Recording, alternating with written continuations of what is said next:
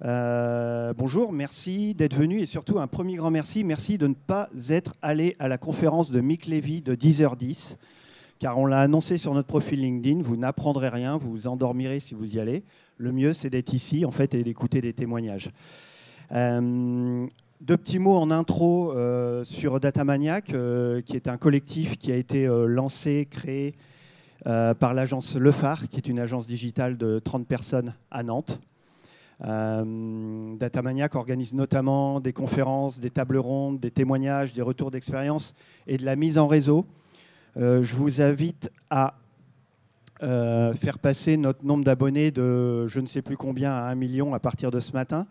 Donc c'est la page Datamaniac et sur cette page notamment, en fait, il y a l'annonce des prochains événements, des prochaines conférences et on a fait aussi quelque chose de rigolo, c'est qu'on s'est amusé à faire un Spotify Datamaniac où on met les profils de gens qui travaillent dans la data dans l'Ouest et principalement dans des entreprises, des ETI, des industries et des PME.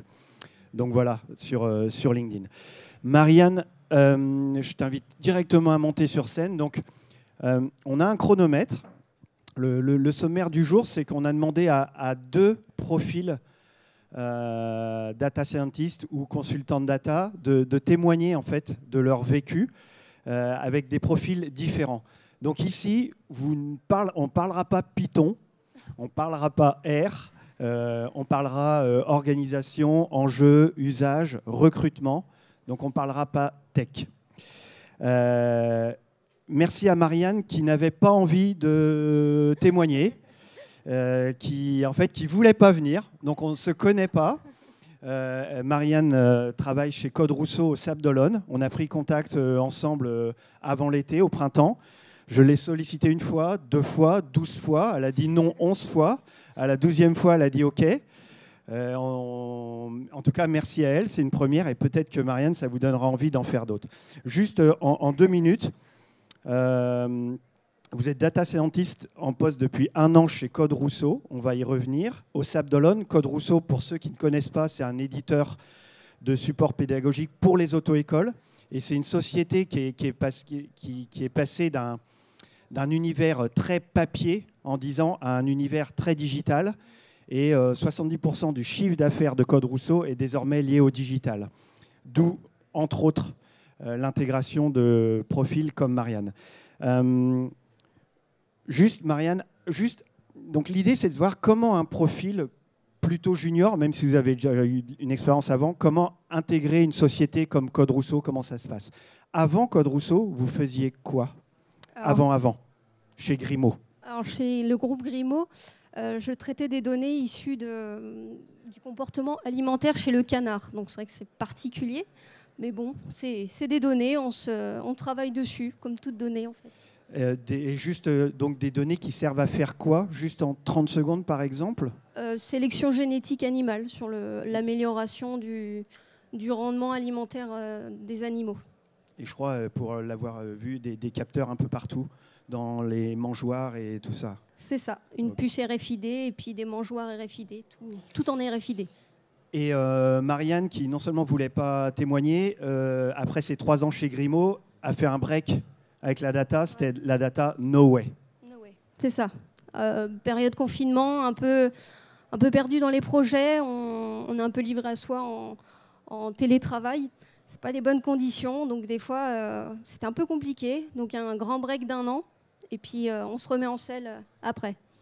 Donc du coup, pour rentrer dans le sujet, on se remet en selle, mais pas vraiment en fait. Est-ce qu'on peut raconter l'histoire de Code Rousseau? C'est vous qui avez appelé Code Rousseau pour un poste. C'est Code Rousseau qui vous appelle parce qu'il voit votre profil sur LinkedIn. Ça se passe comment? Sachant que vous ne cherchiez pas de travail. Hein. Non, c'est ça. J'avais un travail, donc je ne cherchais pas forcément à retourner dans la data. Et j'étais contactée par un cabinet de recrutement et qui m'a dit il y a une entreprise sur les Sables d'Olonne qui est en pleine réflexion pour savoir s'ils veulent créer un poste ou non pour un data scientist. Donc l'objectif, c'était juste d'y aller en tant qu'ancienne data scientist et puis échanger avec les Code Rousseau, savoir qu'est-ce qu'ils avaient comme données. Est-ce que ça valait le coup pour eux de recruter quelqu'un ou est-ce qu'il fallait faire appel à un cabinet? Donc en fait, pour ceux qui cherchent du boulot, l'objectif c'est de ne pas chercher du boulot, mais du coup l'idée c'était vraiment quoi? D'échanger avec qui déjà dans ce premier échange mais en fait pourquoi? Pour faire quoi? C'était quoi l'échange, le contenu de votre échange? Alors, le contenu de l'échange, c'était avec le directeur, le nouveau directeur, Olivier Frétet, et le directeur technique, David, sur quelles données ils avaient, est-ce qu'ils en avaient beaucoup, qu'est-ce qui pouvait être fait, qu'est-ce qu'ils voulaient sur ces données, qu'est-ce qu'ils attendaient de ces données en fait. Est-ce que ce qu'ils cherchaient était abouti ou est-ce qu'ils étaient qu'en début de construction, des choses comme ça. Parce dans ce genre de PME, plutôt l'échange, il était même en votre faveur. C'est vous qui les interrogiez sur leurs données, la structure des données, plutôt que eux qui savaient même où ils allaient. C'était un peu ça. Après, c'était plus interrogé. Moi, j'étais plus interrogée sur qu'est-ce qui pouvait être mis en place sur ces données. Est-ce que les structures qu'ils avaient déjà en place étaient déjà bien avancées? Est-ce que leur projet était mature? Eux avaient déjà une belle roadmap dessinée sur les données, donc c'est vrai que c'était un échange constructif avec eux. Ils savaient déjà ce qu'ils voulaient. Et ensuite, vous repartez chez vous et comment ça se passe? En fait, le fin de l'échange s'est passé. Est-ce que moi j'étais intéressée par ce poste? Évidemment, quand l'échange se passe super bien pendant 2 heures, on se dit pourquoi pas aller dans cette entreprise. Et on devait me rappeler 1 mois plus tard, mais on m'a rappelé 2 heures après. Donc c'était un bon échange. Un sujet sensible qu'on n'a pas évoqué, mais du coup, on parle salaire à ce moment-là? Effectivement, on parle salaire. Donc, on me demande qu'est-ce que j'attends. Après, derrière, c'est à eux d'en discuter avec les équipes financières, savoir si ça peut passer. Et d'autres équipes pour voir est-ce que l'intégration du poste peut se faire facilement dans l'entreprise également. Parce que quand on parle salaire, profil data au Sable d'Olonne, ils ne doivent pas non plus avoir l'embarras du choix. Donc, à mon avis, la règle du jeu, elle joue en votre faveur. C'est ça. Il n'y a pas beaucoup de data scientists au Sable d'Olonne, comme très peu de développeurs aussi. Donc, c'est le mercato en votre faveur. Quand vous commencez par ouvrir par quoi? Par faire le tour des données quand vous arrivez, les premières semaines? Alors, les premières semaines, oui, c'est ça. Faire le tour des données, voir avec les équipes de développement informatique comment les données sont récupérées, quels serveurs sont à disposition, quelles données, les différentes tables de données. Donc oui, les premières semaines, on engrange beaucoup de choses. Et après, on débroussaille un petit peu pour savoir quelles données vont être les plus utiles par rapport au sujet qui était défini dans la roadmap, en fait. C'est quoi l'équipe de dev chez Code Rousseau? Parce que les premiers avec qui vous allez parler, notamment, c'est peut-être l'équipe de dev. C'est combien de personnes et sous quelle techno? Alors, c'est à peu près une dizaine de personnes sur du Symfony, du Vue.js, donc pour les backs et les fronts. Donc, ça principalement ces technologies-là. Donc, c'est quoi? C'est quand on commence à fouiller dans les tables, on commence à fouiller quoi? Les liens entre les tables, ce qui fonctionne pas, et est-ce qu'on remonte jusqu'à des problèmes de saisie en amont? C'est ça. On regarde les tables. Donc, comme la roadmap était bien définie par rapport au sujet qui était demandé, on va regarder dans les tables les données concernées. On va observer effectivement les liaisons entre les différentes tables. Et derrière, effectivement, oui, il y a des problèmes de saisie, des saisies manuelles. De toute façon, on passe clairement 70% de son temps à nettoyer un peu les données avant de pouvoir sortir entre guillemets, des graphiques, des données pour les autres services. Et comment l'équipe de dev vous accueille, ou comment, entre dev ou métier, comment, quand un nouveau profil comme ça arrive dans cette entreprise, vous êtes accueilli, entendu? Parce que j'imagine vous allez pousser des portes un peu pour faire l'audit. C'est ça. Alors, au niveau de l'équipe développement, très bien accueilli. Justement, c'est des outils. On peut développer quelques outils d'analyse pour voir comment sont les données. Donc, ça les aide effectivement pour savoir si on met des filtres lors de la saisie, des choses comme ça. Et par contre, pour les autres équipes, c'est vrai qu'il faut faire un peu montrer ses preuves parce qu'ils sont pas, en tout cas chez Code Rousseau, ils n'étaient pas ouverts sur les métiers de la data pour les autres services. Donc, il faut montrer qu'est-ce qu'on peut faire avec les données qui sont à disposition, leur montrer que ces outils-là, ils sont utiles pour eux. Et petit à petit, ils sont ouverts et plus ça va, plus ils demandent des choses. Et très vite, juste avant de passer à une autre question, très vite, quand on aborde le sujet du problème de saisie des données, Là, on n'est plus dans la tech, on est dans le changement des habitudes. Alors que vous venez d'arriver, vous êtes déjà en train de dire qu'il va falloir changer les habitudes des uns et des autres qui sont sur le terrain pour la saisie des données. Est-ce que là, c'est le début des ennuis déjà ? On peut se dire ça un petit peu, mais au final, non, les équipes sont assez ouvertes. Ce n'est pas des gros changements pour eux. Ils ne doivent pas tout refaire non plus. C'est juste modifier un champ.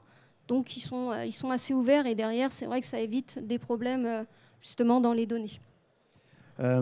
Ensuite, combien de temps ça dure, cette phase d'audit à la fois tech et à la fois RH ? Je dirais un bon mois pour bien maîtriser les tables mises à disposition. C'est une question qu'on reposera aussi à Mélanie tout à l'heure.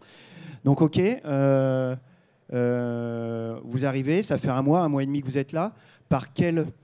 On commence par quoi pour pas être perdu ? On suit un peu la roadmap définie. Donc, par exemple, pour les cas d'usage au code Rousseau, c'était déjà un premier élément, c'est d'avoir le taux de réussite des élèves au code de la route.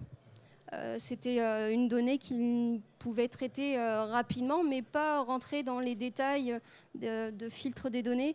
Et effectivement, ils avaient un taux de réussite général, par exemple pour la France, mais des outils importants, c'est aussi le taux de réussite par département ou pour les grandes villes aussi. Il y a aussi un autre cas, c'est l'Observatoire du permis des auto-écoles qui sont membres du club Code Rousseau. En fait, il y a 2000 auto-écoles en France qui sont adhérents du Club Rousseau, donc du Code Rousseau. Du coup, le Code Rousseau fournit des outils, mais il est bon de savoir si ces outils fonctionnent. C'est ça. Et derrière, ils ont des outils d'analyse pour rendre plus visuel cette vue sur les différentes auto-écoles, en fait. Donc ça veut dire qu'avant, ils vendaient des outils à ces auto-écoles, mais avant d'arriver avec un profil comme le vôtre, il n'y avait pas de retour, il n'y avait pas d'analyse ? Juste un retour des commerciaux, savoir si sur le terrain ça se passait très bien. Ou est-ce que c'est des fichiers Excel qui remontent dans des boîtes mail ? Oui, ça, il y a toujours des fichiers Excel qui remontent par mail.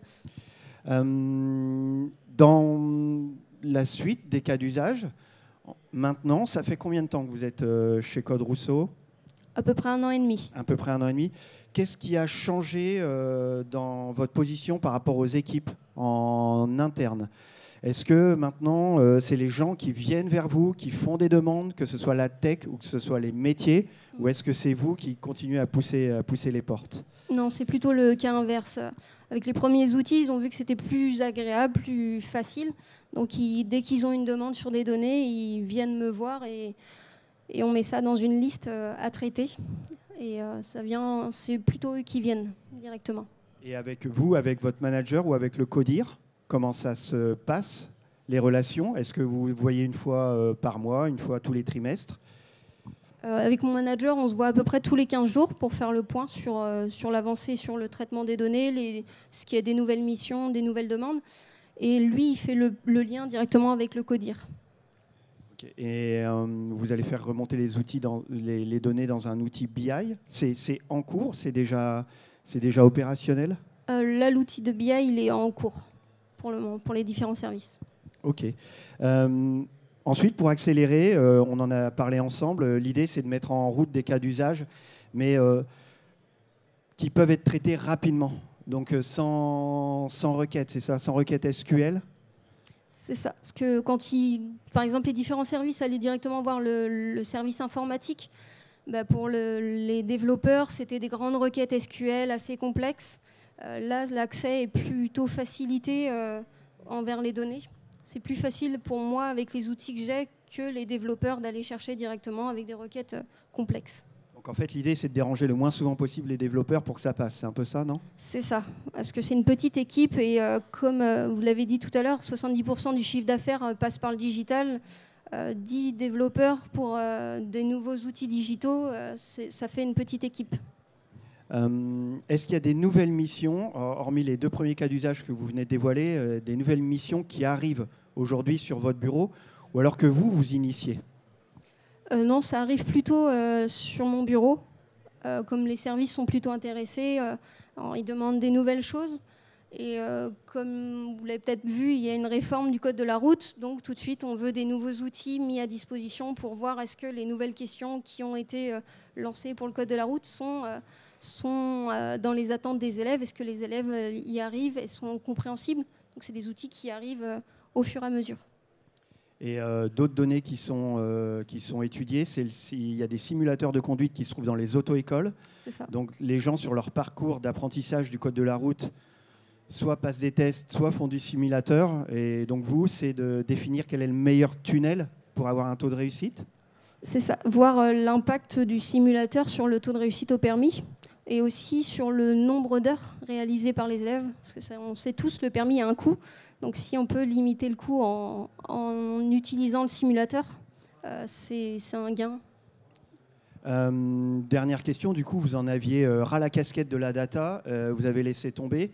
Est-ce qu'avec un peu ce nouveau challenge, vous avez retrouvé la foi ou qu'est-ce qui vous donne envie de continuer?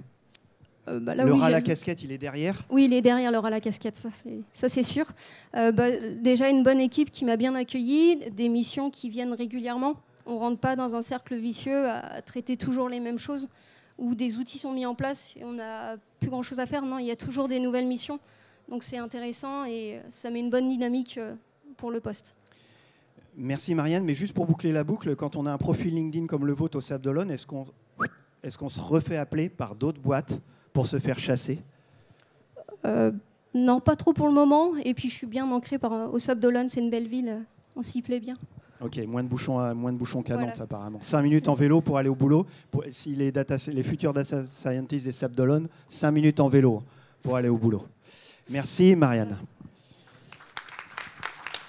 Si vous avez une question, hop, vous levez la main et puis je vous passe. Et Mélanie, on va dire vous, hein, vous pouvez venir. Bonjour.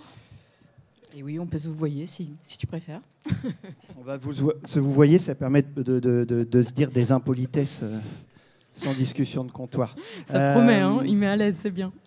Mélanie, elle voulait absolument témoigner. Elle nous a appelé 10 fois pour témoigner. Elle s'est dit, c'est des super... contrairement à Marianne, voilà. Ils mentent tous, ces journalistes, hein, franchement. Mélanie, 18 ans d'expérience autour de la data, au sein de différentes structures. Je vais les citer, Galerie Lafayette, SFR, le groupe Barrière, My Money Bank, j'en passe certainement et des meilleurs. Sur conseil en stratégie data, vous avez eu ce parcours, donc 18 ans. Aujourd'hui, vous avez quelle casquette?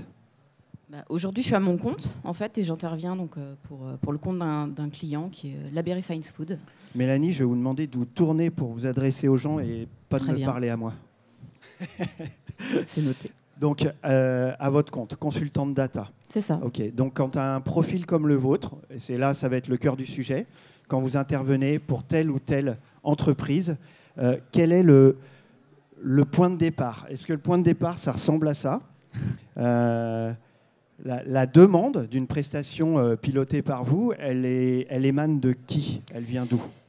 C'est très difficile de répondre à cette question de façon unique parce que ça peut être très différent. Enfin, juste de par mon expérience, ça peut être un DG qui a fait une learning expédition, qui a entendu parler de l'IA, qui a envie dans sa PME de développer des choses. Ça peut être une boîte qui est pour le coup en nécessité de transformation et d'optimisation des coûts, qui veut aller sur des process de digitalisation. Ça peut être quelque part l'intuition d'un directeur financier qui va intégrer des RPA voilà, dans ses équipes pour automatiser les choses. Je pense que ça part quelque part de l'idée ou de la vision d'une personne. Et nous, on arrive dans un contexte justement où il faut déjà expliquer que la data, il va falloir formaliser des cas d'usage, avoir un audit de maturité, évangéliser sur le fait que c'est aussi des moyens, des équipes. Et puis après, comme disait effectivement Marianne, c'est ça, développer rapidement des cas d'usage pour illustrer et puis montrer que ça marche, quoi.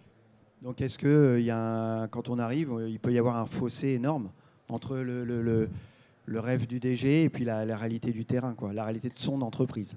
Je pense avoir sorti 2-3 punchlines déjà dans le cadre de mes missions, effectivement. Très souvent, on peut arriver dans des boîtes où clairement c'est la tête dans les étoiles et les pieds dans la merde. Hein. C'est-à-dire que les gens, les DG, ils ont vraiment dans l'idée qu'ils vont développer des trucs très aboutis, à base de machine learning, d'IA, et que c'est très facile. Alors que quand on commence l'émission et qu'on commence à ouvrir le capot, et tu parlais d'ouvrir le capot, et qu'on a des données pas renseignées, mal qualifiées, mal calibrées, et qu'il faut revenir, comme le disait Anne-Marie, sur comment on saisit la donnée, comment on contraint les outils à avoir une donnée de qualité, comment on accompagne les gens à juste saisir un champ, quelque part, on commence à comprendre que le chemin va être un petit peu plus long que ce qu'ils avaient imaginé comme quelque chose de très facile à mettre en œuvre et très rapide. Est-ce qu'il y a des missions sur lesquelles vous avez commencé et au bout de quelques jours ou quelques semaines, vous avez fait machine arrière? Vous êtes sorti de la mission en disant c'est pas possible? Non. Donc ensuite, quand on commence alors, du coup, si c'est possible, même question que pour Marianne, et puis même slide, c'est volontaire, vous arrivez dans l'entreprise, vous commencez par quoi? Alors ça dépend effectivement de comment on arrive dans l'entreprise, mais les 3/4 du temps, généralement, on va construire la feuille de route data, donc que tu évoquais, Marianne. Pour la construire, quelque part, la première étape, c'est déjà de savoir où on met les pieds, donc de faire un audit de maturité un peu du data dans l'entreprise. Ça consiste à aller voir l'IT, aller voir les métiers, et déjà essayer de positionner l'entreprise sur une sorte de radar, hein. C'est une technique. Il y a des questionnaires qu'on fait passer aux IT, aux métiers, pour savoir où on en est de la gouvernance, où on en est sur le plan éthique, où on en est en termes de culture, etc. Et donc, déjà, ça permet de positionner l'entreprise. Ça veut dire qu'on va voir les métiers, la tech et autres, mais quoi, à l'aide d'un questionnaire? Ouais, c'est ça. Ouais, il y a des questionnaires. Alors, si vous connaissez pas, d'ailleurs, il y a pour ceux qui sont peut-être en PME et qui n'ont pas forcément les moyens, il y a le CIGREF, qui est quand même une institution de référence, qui propose même son propre questionnaire, en fait, pour évaluer la maturité data d'une entreprise. C'est gratuit, c'est accessible en ligne à tout le monde. Ça peut être, c'est le code Rousseau, une façon de se poser des questions sur les données qui est intéressante. Et puis après, selon l'expérience, on enrichit un peu cette matrice. Comme on travaille aussi en partenariat avec beaucoup de SN, ils se sont un peu appropriés cette méthode. Donc c'est intéressant d'avoir une vision un peu enrichie de ça. Ah, et les restos du cœur. Ouais, et c'est important, les restos du cœur, donc il faut déposer, je crois, des conserves, couches à l'accueil. Du coup, ce questionnaire permet de positionner l'entreprise de 1 à 5. Ça veut dire quoi, une entreprise de 1 à 5, grosso modo, si on fait le grand écart? Globalement, faut imaginer une sorte d'escalier. Tout en haut, c'est une boîte qui est très data-centrique, dont le business est complètement porté par la data, qui va en faire un levier de développement, voire une business unit qui va développer du chiffre, qui va revendre ses données, par exemple. Tout en bas, ça va être une entreprise qui aujourd'hui est dans un univers très siloté, très hétérogène au niveau des outils, et qui globalement est pas très gouvernée. C'est pas trop ce qu'il veut en faire non plus, parce que comme le disait Marianne, c'est vrai que l'un des premiers enjeux, c'est déjà de se dire, la data, c'est pourquoi. Est-ce qu'on veut des super algos prédictifs pour déterminer des choses? Est-ce qu'on veut juste une BI de qualité pour nous aider à mieux piloter la boîte? Est-ce qu'on veut... Mais déjà, dans l'esprit des dirigeants, c'est important de déterminer les cas d'usage qui vont permettre, quelque part, avec une facilité de mise en œuvre et aussi avec des coûts adaptés à la structure, de pouvoir faire ses preuves, quelque part. Et ce tour du propriétaire, même question pour Marianne, il dure combien de temps, grosso modo, même si ça dépend, mais... Je dirais, je sais pas, une phase d'audit, je dirais, ça peut être très rapide, mais c'est entre 2 mois, généralement. C'est pour donner des ordres de grandeur, hein, ça peut être forcément adapté à la taille de la structure. Et après, la feuille de route, c'est à peu près 6 mois. D'accord. Ensuite, donc on y va dans la roadmap. Cette roadmap, vous avez en ce moment peut-être dans l'une de vos missions, on pourrait, je ne sais pas si chez la Berry ou autre, comment elle se met en œuvre, comment elle se déroule? Un petit peu sur les étapes. Par exemple, chez Barrière, qui est un acteur de l'hôtellerie, quelque part, les premiers cas d'usage, ça a été de déployer une plateforme décisionnelle. Parce que l'enjeu des métiers, donc vous connaissez sans doute la chaîne d'hôtels, de casinos et de restauration française, c'était déjà d'avoir le profil de ses clients dans ces resorts, dans ces casinos. Donc, globalement, déploiement d'une plateforme décisionnelle sur le terrain avec des axes pas très compliqués, France internationale, l'âge des clients, etc. Pour déjà dire, regardez, à partir de vos données d'entrée ou de vos données de jeu ou de vos données de séjour, on distribue un premier niveau de connaissance dans l'entreprise. Et assez rapidement, parce qu'on se rend compte qu'on a justement ce patrimoine de data, on peut développer des choses beaucoup plus fines où on va faire appel à des compétences d'un data scientist pour, par exemple, prévenir la dépendance de jeu. Voilà, et mettre en place, par exemple, toute une politique responsable autour de l'abus de jeu. Voilà, c'est quand même, quelque part, ça se fait vraiment progressivement, c'est vraiment des étapes. Il y a ce temps de prise de connaissance, quelque part, des métiers qui sont dans leur métier, donc par définition ne sont pas dans la data, mais quand on montre qu'on peut leur apporter, en fait, il y a effectivement ce switch que tu évoquais donc avec Marianne, qui fait que là où on va de temps en temps un peu les titiller pour mieux saisir les données, après ils se rendent compte qu'il y a une vraie valeur ajoutée et puis ils peuvent continuer à frapper à la porte et ils deviennent quasi demandeurs et clients internes, en fait. Et chez la BRI, vous avez détecté 76 cas d'usage. Alors, on a effectivement fait un travail de recensement de différents cas d'usage, effectivement auprès des différents métiers, pour construire donc une étape qui était une feuille de route. Et puis après, c'est... Quand on a 76 cas d'usage, on commence par quoi? Par les prioriser? Alors, oui, on ne va pas pouvoir tout faire en même temps. Et effectivement, là, les méthodes classiques de priorisation, c'est généralement, on regarde, on les rank en fait, en se disant qu'est-ce qui est le plus facile à mettre en œuvre.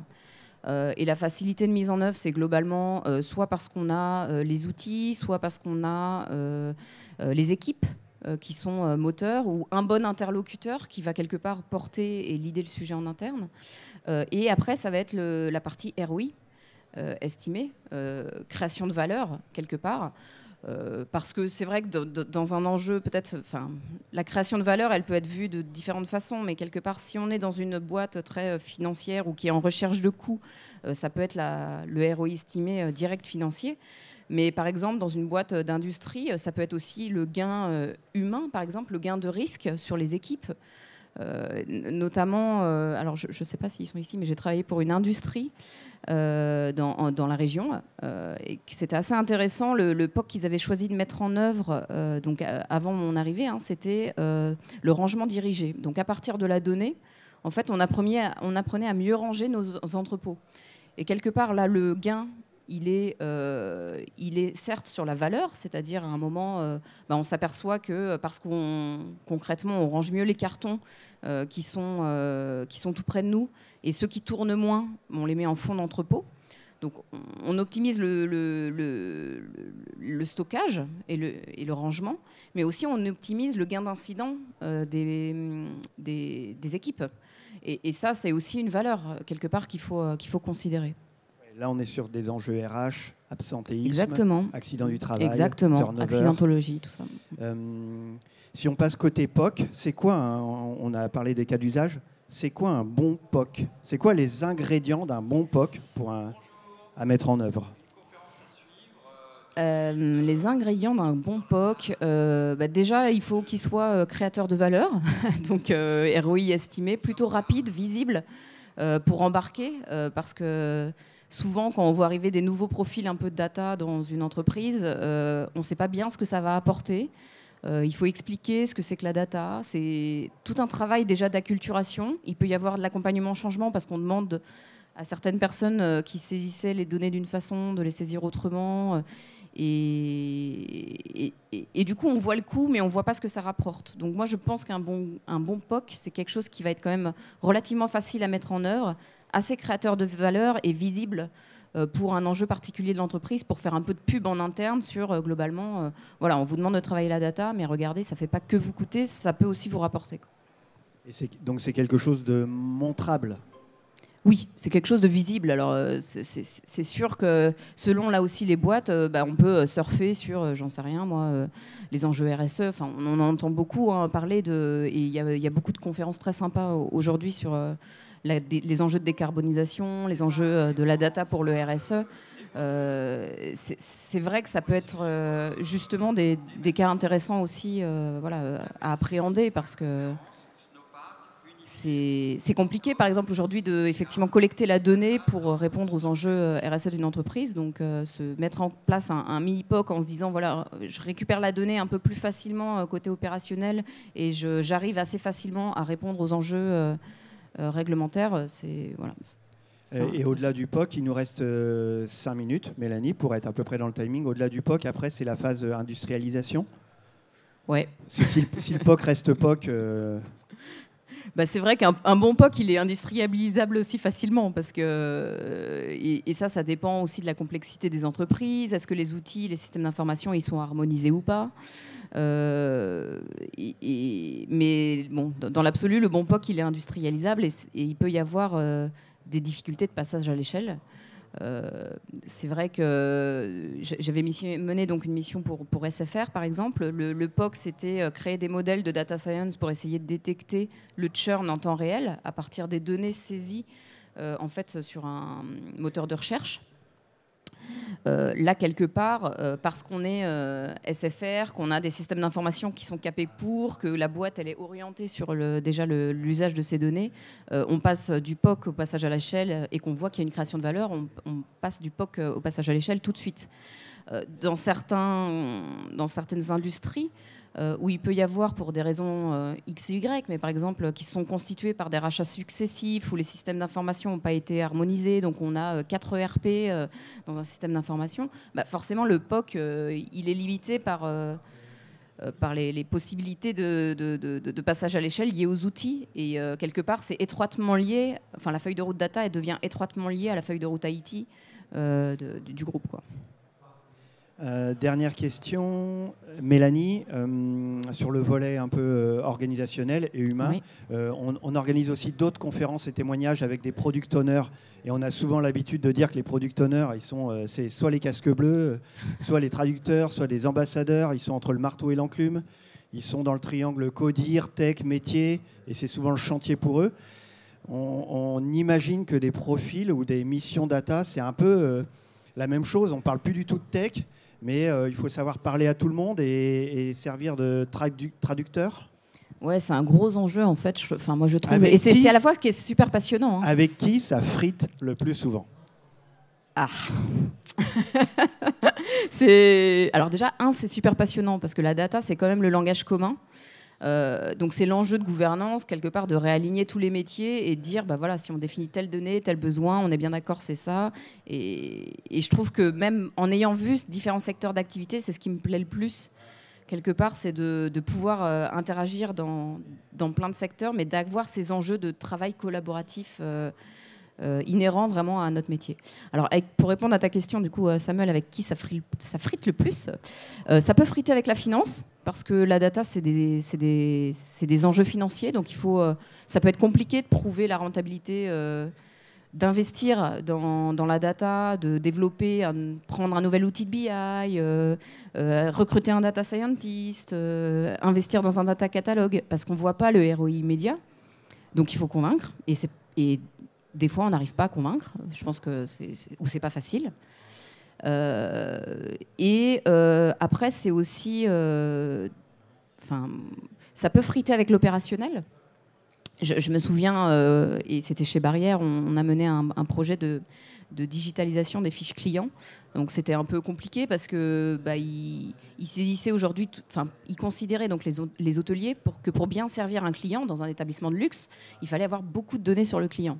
Donc les tailles d'oreiller, les préférences de matelas, tout ça, les intolérances alimentaires, etc. Parce que quelque part il y a aussi du room service, ils sont servis en chambre. Effectivement, voilà. Et du coup, en fait, dans des projets de digitalisation, de plus en plus dans les hôtels de luxe notamment, ces préférences, elles sont saisies directement par le client pour préparer au mieux son séjour. Ce qui fait que l'opérationnel, il perd un petit peu ce lien qu'il estimait un peu privilégié avec son client, parce que c'est porté par une fiche client dématérialisée, etc. Et des fois, c'est de l'accompagnement au changement là aussi. C'est pas forcément bien compris, mais dans ces cas-là, il faut, quand ça frite, faut un arbitre. Et généralement, ça se joue entre les directions marketing, digital et les directions opérationnelles. Et ça peut être porté au COMEX, selon la maturité. Vous pouvez être aussi, vous, le fusible, celle qu'on a envie de sortir justement de la friture. Ça peut, ça peut être une solution. Bon, on va souhaiter que ce soit pas le moins souvent même, il va en rester 10 minutes. Ça dure vos missions différentes. Vous êtes consultante data dans les différentes entreprises. C'est combien de temps? 6 mois, 8 mois, 1 an? Oui, quand j'étais chez SFR, j'étais à mon compte, ça a duré 1 an et demi. Là, en ce moment, ça fait 6 mois, peut-être jusqu'à la fin de l'année, 9 mois. Voilà, ça dépend beaucoup de comment ça prend au final. Parce qu'on peut faire une feuille de route et ça peut ne pas donner suite, on peut l'initier et ça peut marcher. Et à ce moment-là, ça se prolonge parce qu'on a envie quand même de voir des cas d'usage, de déclencher des quick wins. On a opéré une démarche de transformation auprès des équipes. Donc ça dépend de comment la mayonnaise prend, en fait. Et la dernière étape, c'est peut-être que vous aidez au recrutement. Soit vous, à la limite, vous faites happer par l'entreprise, ou alors vous aidez au recrutement pour que quelqu'un vous succède. Ça peut aider, ou alors même pour des entreprises qui cherchent... là, j'ai aidé notamment l'Asca West à déterminer, à trouver quelqu'un pour lancer sa plateforme décisionnelle, par exemple, parce que vous n'êtes pas sans savoir que la distribution en ce moment, c'est quand même un peu compliqué, notamment le lien entre l'industrie et la distribution. Donc oui, ça peut aider. En tout cas, c'est les services que je propose. Ouais. Et puis même question que pour Marianne. Est-ce que quand on a votre profil et qu'on est dans votre position de consultante data, est-ce que le téléphone sonne pour des missions? Alors, il doit pas sonner suffisamment, sinon je serais pas là. mais oui, si. Ça sonne de temps en temps, effectivement. Après, toutes les missions sont pas forcément les mêmes, courtes, longues, spécifiques en data gouvernance. Elles sont pas toutes prises très en amont et avec un volet stratégique forcément très fort. Mais oui, il y a quand même de la mission. Même si en ce moment, on va dire que le recours de la sous-traitance des ESN ne se fait pas de façon très, très facile parce qu'elles-mêmes sont quand même assez en flux tendu. Merci Mélanie. Avec plaisir, merci à vous. Et puis